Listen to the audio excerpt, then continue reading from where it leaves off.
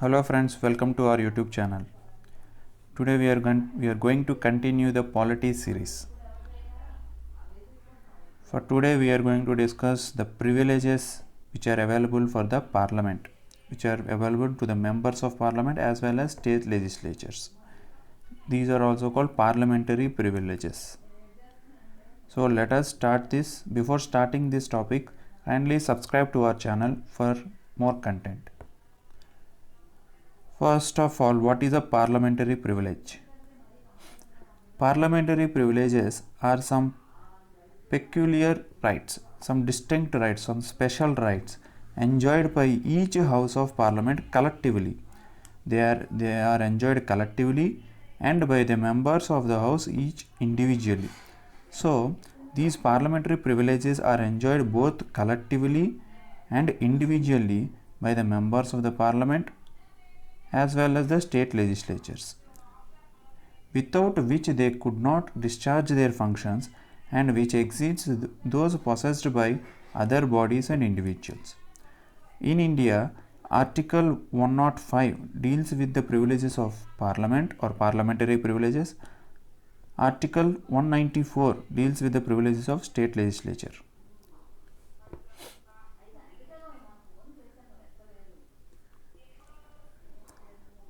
What are the rights, what are the privileges that were given as per the articles of 105 and 194? First of all, first thing is freedom of speech. See, in England, freedom of speech is well established privilege. It has been given statutory recognition by Bill of Rights 1689. Bill of Rights is very important. It is a statutory recognition which says the freedom of speech or debates in parliament ought not be impeached or questioned in any court or outside parliament. See, anything which is spoken inside the parliament of England, they cannot be questioned in any law courts, in any tribunals, anywhere. They cannot be questioned in courts. The Indian Constitution expressly guarantees this privilege in Article 105 and Article 194. So in India, it is not a statutory right, it is a constitutional right of the members of legislatures. Article 105.1 and Article 194.1, subclause 1 says, subject to provisions of Constitution, this is important, and subject to the rules and standing orders regarding the procedure of parliament, this is also important, there shall be freedom of speech in parliament. This freedom of speech, you can speak, you in the sense the member of parliaments or state legislatures can speak whatever they wish, but that speech, based on that speech, no one can move to a court or other body for the words spoken in the parliament or state legislatures. These legislators will have absolute freedom to speak freely without any fear, without any obligation or like that. Absolute immunity from courts for anything said within four walls of the house during the proceedings of the house or its committees also, not only in the house or the parliament, but also in its committees. In its committees also, whatever may be spoken by the legislators, they cannot be called in question in courts. Outside the courts, they are as good as the ordinary citizen, so they are at their own risk and responsibility. See, section 500 of IPC, if these legislators speak within the four walls of the parliament, they are not they will have immunity, but whenever they speak outside the parliament, outside the legislative bodies, then definitely they have to speak very carefully, because suppose a particular speech was given by a member of parliament in parliament, there will be absolute immunity, no one can be called in question in the law courts.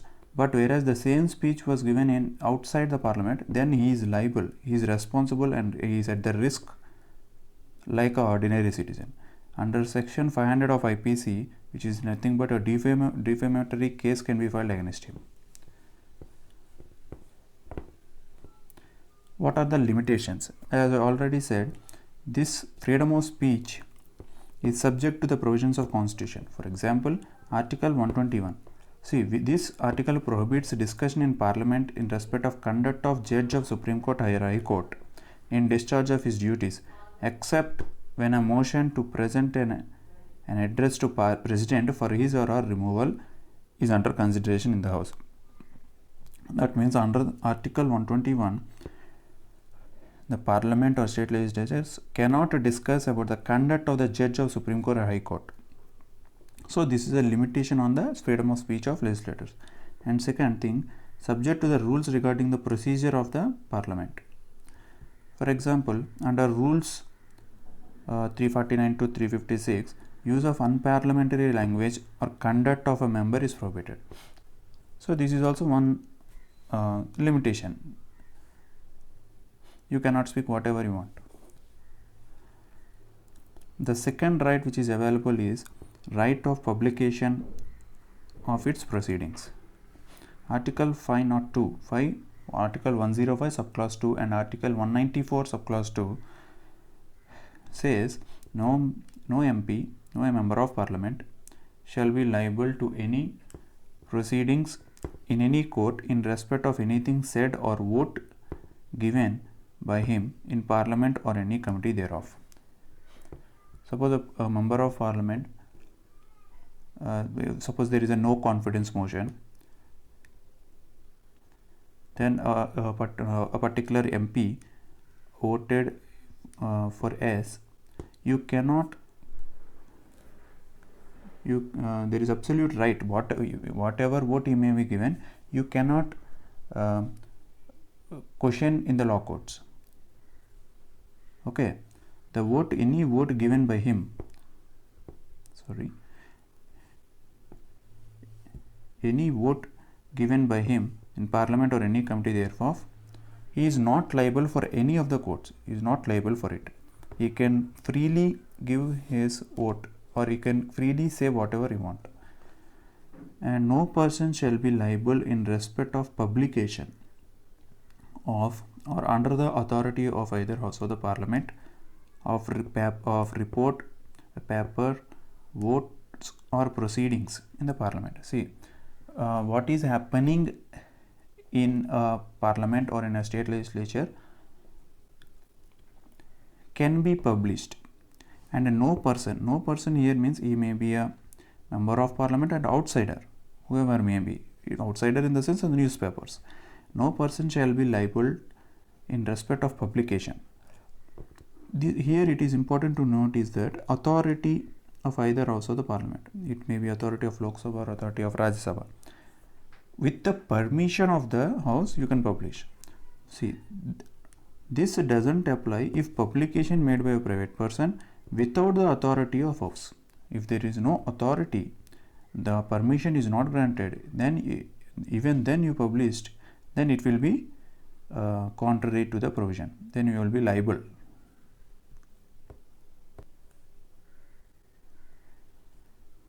P.V.Narasimha versus State 1998 case is a very, very important case. It is a 5-judge bench case. Here the question is about right to vote. What had happened is that particular MPs have taken bribes and voted in favor of a resolution. In this case, it is said that the scope of the right to vote, which is given in 105 subclause 2, is very wide. Protection is granted against all civil action and criminal proceedings for anything said or any vote given to them in the House of Parliament. That means see, I already said you cannot question about the vote he has given in any law courts. The objective of this protection is to enable them to speak their mind in Parliament freely and fearlessly. The objective is to make them speak freely or vote freely and fearlessly. It is said in this case is that the MPs who have taken bribe voted against no confidence motion brought against the government were entitled to protection under 105 subclause 2. So what the Supreme Court is said that is that even if you take bribe and vote according to it, then you are entitled to protection under 105 subclause 2. So no court can you are not liable, and so no one can file a case against you in the court, and were not answerable to courts. This is very important. This is actually a quite surprising thing. But the MPs who had taken bribes but not voted were not entitled to protection. Suppose a person took bribe and voted, then the protection is available to him. Whereas a person has taken, a member of parliament has taken bribe but not voted according to it, then it definitely will not get protection under this, and he will be liable under ordinary law. In a similar case, Sita Soren Union of India case, it's a 3-judge bench of Supreme Court. It is actually an appeal against Jharkhand High Court. Okay, it was held that she took bribe but have not voted to him. See, she took a bribe from a person to vote for him, but she had taken the bribe but not voted to him but to some other person. Since the exact act for which she received the bribe did not take place and a direct nexus between voting and bribe didn't exist, the immunity did not apply. So she had taken bribe but not voted to him, so there is no nexus between the bribe and the vote given by her, so the immunity doesn't apply. She appealed for SC in 2014, but still it is pending in Supreme Court. The second right is right to publication. No person will be liable to publish only under the authority of the House. Without permission, you cannot do it. In Surendra vs. Nabakrishna 1958 case, the Supreme Court said the reason for or the objective right to publication. There were many advantages to public by this publication, which has the deepest interest in knowing what passes in Parliament, if a true report of publication of proceedings in a newspaper. So accordingly, Parliamentary Proceeding Protection of Publication Act 1956 was passed, provided that no person in the sense, it may be a member of parliament or the private person, shall be liable to any proceedings of civil and criminal in any court in respect of publication of substantially true report in the proceedings of the House.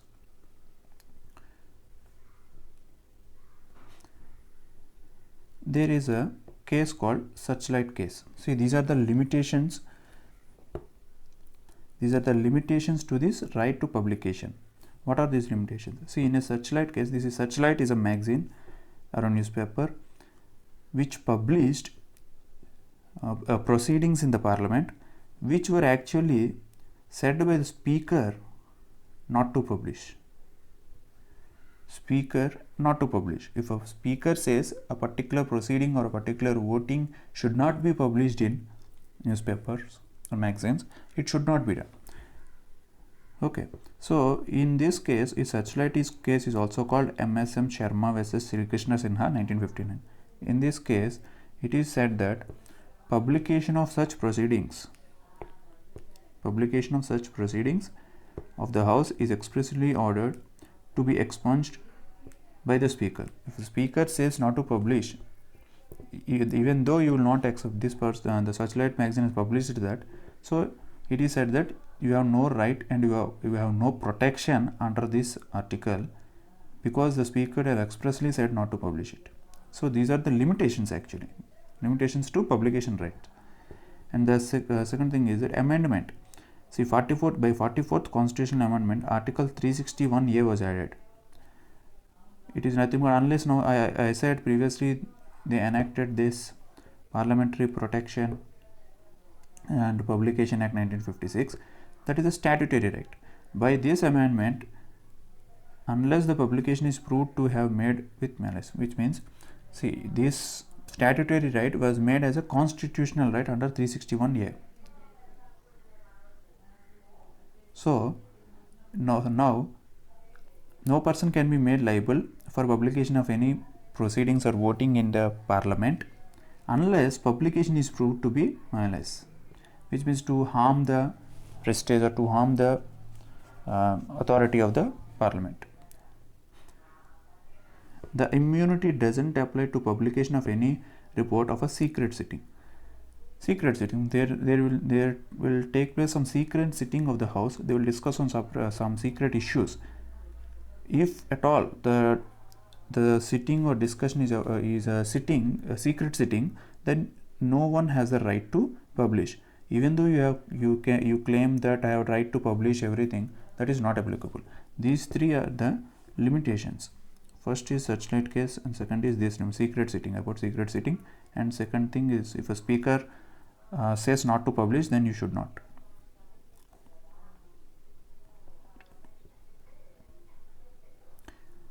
There are some other privileges. These other privileges are in Article 105 subclause 3 and 194 subclause 3. What it actually says is that actually the text of this article has changed from by 44th constitutional amendment.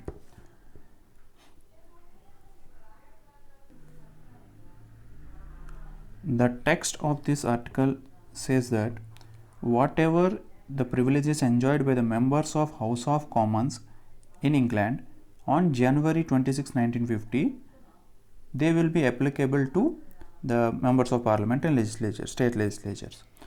But by 44th constitutional amendment, the text was modified. It's not a different thing. What it made is that now the reference to House of Commons in England was removed. Now they are going to enjoy the same rights which from 1978 they are going to enjoy the same right which are already available before 44th constitutional amendment in India. They will still continue, but the new privileges, so as regards new privileges, it provides that they can be defined by a parliamentary law.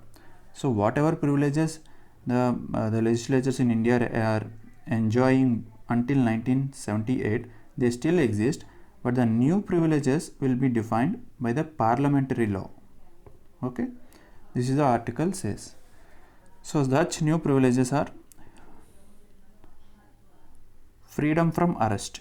What is this freedom from arrest? An MP, a member of parliament or a legislature cannot be arrested or imprisoned on a civil proceedings within a period of 40 days before and 40 days after the session. We all know this right in civil proceedings only. Whereas in criminal proceedings you can arrest. Okay, this privilege is available against civil arrest and does not extend to arrest or imprisonment on criminal charge or contempt of court or preventive detention. This is very important. See, not only on a criminal cases but also on contempt of court and also or preventive detention. If a particular MP has been arrested on a criminal charge or arrested on charges of contempt of court or he is taken into detention by a preventive detention law, then this right will not be applicable. This was said in Ansumali Majumdar vs State of West Bengal case. Ansumali Majumdar vs State of West Bengal case 1952. It is also said in Lok Sabha rules. If a member commits a crime, he will be arrested like an ordinary person. Yes.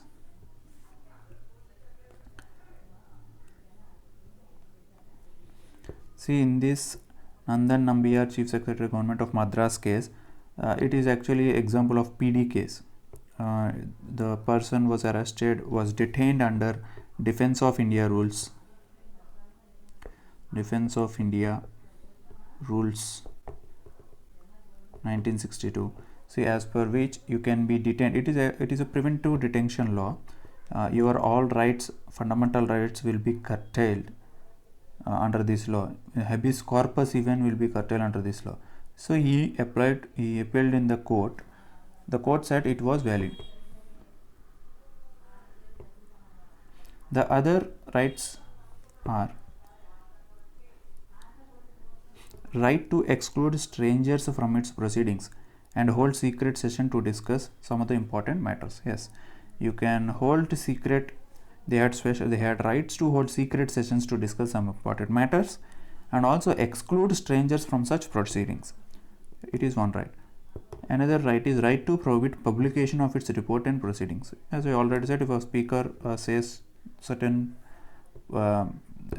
things relating to the procedure of the parliament should not be published, then he should not. If at all he publishes, he will be liable. Okay, he will be given warrant, or he may be detained or imprisoned also. Next right is right to regulate internal proceedings. They have absolute right to regulate the internal proceedings. See, Article 122 says that the validity of proceedings in Parliament cannot be called in question in court of law on the ground of alleged irregularities in procedure. As I already said, they had complete absolute right on how to regulate the internal proceedings. And Article 122 subclause 2 also says no officer or MP in whom powers are vested for regulating the procedure or conduct of the business and maintaining order in the Parliament shall be subject to jurisdiction of courts in respect of access. Okay, the same thing was said in this article. The next right is right to punish members or outsiders for contempt. See, here it is said punish members, and means members of legislature, and outsiders, the private persons. This power is truly described as the keystone of parliamentary privilege. The House has the power to punish a person, whether member or stranger, for the contempt of the House. This is important. Contempt of the House or for breach of privilege. The House can issue warrant to arrest a person held guilty of committing contempt of House, and no court can question its validity.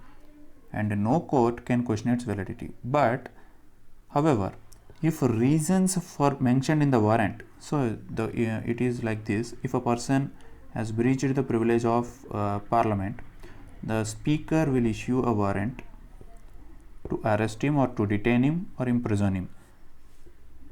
So they had right to punish. They had right to punish member or outsider for contempt. But the court said is that you had right to do so. But if the conditions or the reasons mentioned in the warrant is proved unlawful, the court can give redress to the person concerned, because we cannot say always the Speaker or the House behave in a rightful manner. So in order to avoid arbitrariness, the judicial review has been introduced. And the next thing is to punish its members. Each House has power to punish its members for contempt of breach of privileges. A member can be suspended, expelled from the House, or imprisoned as well. This is an important case, Kesav Singh versus Speaker of Legislative Assembly of UP.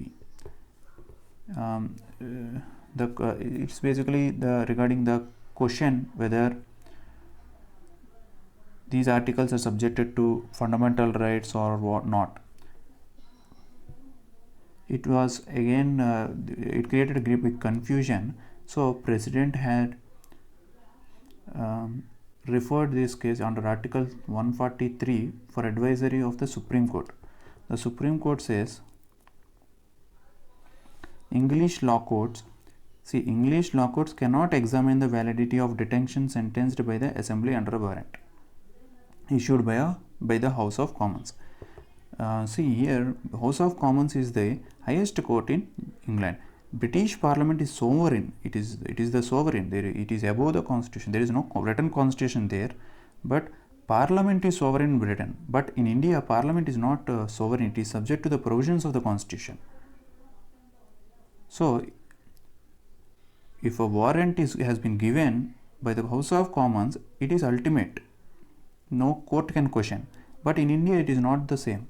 So, courts have right to, but this is not the case in India. Courts in India can examine into the validity of detention sentenced by the assembly or the parliament. The question whether a privilege as claimed by the house comes out under articles 194 subclause 3, 105 subclause 3 or not is a matter for courts to decide. So what privileges comes under these articles? See, as I already said, the new privileges what are the new privileges will be decided by the parliament. Whether these privileges claimed by the house comes under 194(3) or not is a matter of courts to decide. The court will examine. So it also comes under judicial review. It is also said that the privileges are subjected to Article 21 and 22. So right to life is very important. The safeguards during arrest or detention is also applies for this as well. Okay.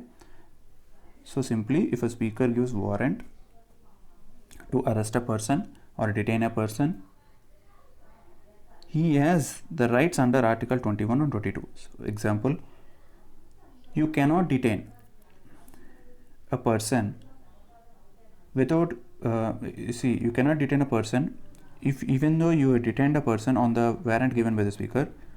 Rights under Article 22. That means within 24 hours he should be submitted or presented before the magistrate. Within 24 hours. He should explain the grounds for his arrest. He should be given opportunity to be represented by a lawyer. So all these rights should be will be available. And Article 21. Based on the warrant given by the speaker at the house, if a police detained some person, you cannot say that habeas corpus petition, you cannot file a habeas corpus petition because Article 21 is available for him. This is important. Please concentrate. Privileges and fundamental rights. See, which is more important, the privileges or fundamental rights? See, various judgments have been gives us a picture about it. Ganapati Keshavaram Reddy, it is Reddy, okay, Keshavaram Reddy versus Nafisul Hassan, 1954. In this case, legislative privileges is subjected to Article 22. As I already said, first of all, in this case, it was mentioned that the legislative privileges are subjected to Article 22. Okay. Second, Searchlight case or MSM Sharma case, 1956. Legislative powers are more than Article 19, subclause 1, subclause A. In this Searchlight case, he says that even though Speaker objected, has informed that not to publish this, but I had a freedom to publish what I want because I had a freedom under fundamental rights, Article 19(1). But the court said that the legislative privilege is more important than ordinary general law, general provision. This is a special provision. So it is not subjected to Article 19, subclause 1. In Keshav Singh case and presidential reference under Article 143 in 1965, it is said the legislative privileges subjected to Article 21 and 22. Subject to 21 and 22, as I already said, and it also said that Article 19 is sovereign to legislative privileges. In Raja Rampal and Speaker case 2007, Article 20 and 21 prevail over the legislative privileges. So, not all fundamental rights. Not all fundamental rights are above these special privileges. Not all privileges are above the fundamental rights. These legislative privileges are subjected to Article 22, Article 21, Article 20, but not 19. Thank you. This is it for today. Please subscribe to our channel so that you can get notification. Thank you.